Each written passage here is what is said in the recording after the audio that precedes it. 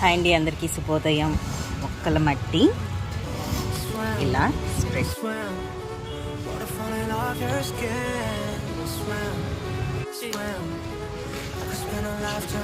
ఇలా చివరి వరకు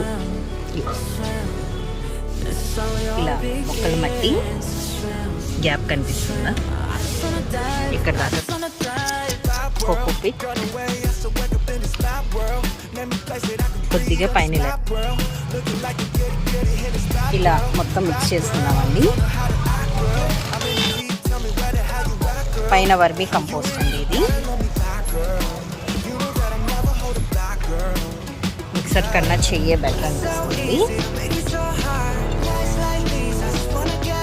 పైన మళ్ళీ ఇలా మొక్కలు మట్టేసామండి, చూసారా ఈ లేయర్ వరకు కలిసిపోయింది. సబ్స్క్రైబ్, మీ ఇంటి పిల్ల శ్రావణి.